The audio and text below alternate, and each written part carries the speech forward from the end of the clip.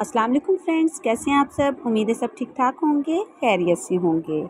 जैसे कि आप सभी जानते हैं कि मैंने न्यू सिलाई सीखने वालों के लिए अपने चैनल पर स्टिचिंग की क्लासेस स्टार्ट की हैं। बहुत ही आसान क्लासेस शेयर कर रही हूं, जिसे आप घर बैठ के बहुत ही आसानी के साथ सिलाई सीख सकते हैं। तो सिलाई सीखने के लिए सबसे पहले आपके पास किन चीज़ों का होना बहुत ज़्यादा ज़रूरी है, ठीक है। वैसे तो सिलाई सीखने के लिए बहुत सारी चीज़ें होती हैं, लेकिन बेसिक चीज़ें जो होती हैं ना, वो कौन कौन सी होती हैं जो सिलाई करते वक्त आपके पास मौजूद होनी चाहिए, ठीक है। सबसे पहले तो आपके पास एक कैंची होनी चाहिए, तेज़ धार हो, अच्छी कैंची हो, जिससे कपड़ा बहुत ही आसानी से कट जाए, बीच में छूटे ना, ठीक है। एक कैंची का होना बहुत ज़रूरी है। दूसरी चीज़ जो आपके पास होनी चाहिए वो है इंचिस टेप, ठीक है। कपड़ों से नाप लेने के लिए, नेक डिज़ाइन बनाने के लिए इंचिस टेप का इस्तेमाल होता है, तो एक इंचिस टेप आपके पास ज़रूर होना चाहिए।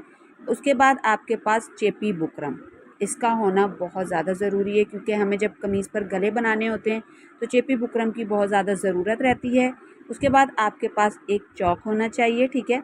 वैसे तो 2-3 कलर के चौक आप ले सकते हैं, जो कपड़े पर ठीक तरीके से नज़र आए मार्किंग के लिए। और एक आपके पास पेंसिल होनी चाहिए, ठीक है। बुकरम पर जैसे आपको मार्किंग करनी है किसी नेक डिज़ाइन की, या वैसे कोई दामन या आस्तीन के लिए डिज़ाइन बनाना है, तो उसके लिए आपको एक पेंसिल चाहिए होगी, ठीक है। और आपको चाहिए होगा मशीन का तेल, ठीक है। मशीन का तेल बहुत ज़्यादा ज़रूरी है। मशीन में तेल लगाने का तरीका मैं पहले बता चुकी हूँ, किस किस पॉइंट पर हमें तेल देना है मशीन को, ठीक है। और उसके अलावा आपके पास 2-3 कलर के धागे होने चाहिए, नलकी होनी चाहिए, ठीक है।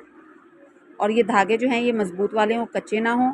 उसके अलावा आपके पास एक सुई मोटी वाली होनी चाहिए। अगर डोरी वगैरह हम बनाते हैं और उसे पलटाने के लिए तो मोटी सुई का इस्तेमाल होता है। एक आपके पास मोटी सुई होनी चाहिए और एक आपके पास बारीक सुई होनी चाहिए, तुरपाई वाली जो सुई होती है, क्योंकि गले वगैरह पे हमें तुरपाई करनी होती है। तो आपके पास एक तुरपाई वाली सुई भी लाजमी होनी चाहिए, ठीक है। उसके बाद आपके पास टिच बटन होने चाहिए। ये देखें, इस तरीके के टिच बटन हो।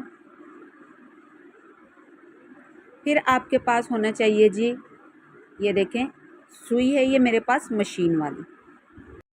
अक्सर इस तरह से होता है कि सिलाई करते वक्त ये सुई टूट जाती है, तो आपका काम बीच में ना रुके, तो इसके लिए आपको पहले से ही 1-2 सुइयाँ एक्स्ट्रा रखनी होंगी, ठीक है।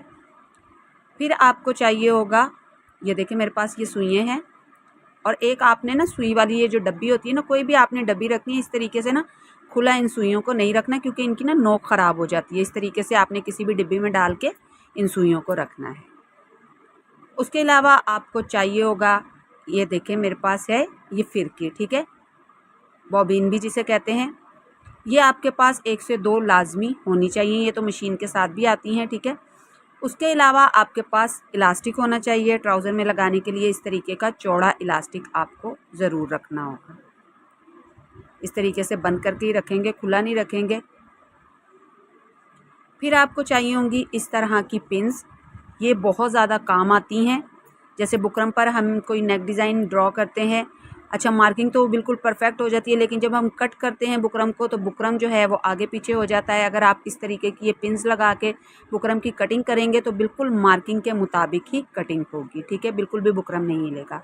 एक इस तरीके का छोटा पेचकस आपने रखना है, ये भी मशीन के साथ आता है, ठीक है। जैसे आपको पाइपिंग के लिए सिंगल फुट लगाना होगा तो आपने इस पेचकस से पहले वाला जो फुट लगा हुआ है उसे खोलना होगा। एक इस तरीके का आपके पास स्केल होना ज़रूरी है, मार्किंग के बहुत ज़्यादा काम आता है, ठीक है। उसके अलावा जी आपके पास इस तरीके का कोई भी एक प्लास्टिक का बॉक्स होना चाहिए जो ऊपर से कवर हो। इसमें आपने तमाम चीज़ें डाल के रख देनी है, जब भी आपको ज़रूरत पड़ेगी तो आपको वक्त पर वो चीज़ मिल जाएगी। आपने इधर उधर इन चीज़ों को नहीं रखना, ठीक है। उसके अलावा आपके पास एक रजिस्टर या कॉपी होनी चाहिए और एक पेन होना चाहिए, ताकि आप जो भी नाप लें वो आप नाप इस पर लिख लें, आपको बार बार नाप लेने में मसला ना हो, मुश्किल ना हो। तो इस तरीके से आपने एक कॉपी और पेन भी लाजमी रखना है। उसके अलावा जब भी आपने सिलाई सीखनी है तो आपने किसी भी रेशमी या किसी भी जर्सी के कपड़े पर सिलाई करना स्टार्ट नहीं करना। आपको चाहिए होगा लॉन या कॉटन का फैब्रिक, ठीक है। लॉन कॉटन के फैब्रिक पर आपने सिलाई करना स्टार्ट करनी है, कभी भी आपने रेशमी कपड़े से स्टार्ट नहीं लेना।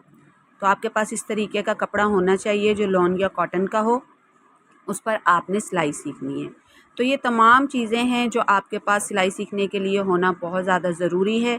ये बेसिक चीज़ें मैंने बताई हैं, वैसे तो और भी बहुत सारी चीज़ें होती हैं लेकिन उनका इस्तेमाल आगे जाके आपको मालूम होगा जब आप ठीक तरीके से सिलाई सीख जाएंगे। ये जो ज़रूरी चीज़ें हैं ना सिलाई स्टार्ट करने के लिए, जो हमने सिलाई स्टार्ट करनी है, जो हमारे पास चीज़ों का होना बहुत ज़्यादा ज़रूरी है शुरू में, तो ये मैंने वो चीज़ें आप लोगों को बताई हैं।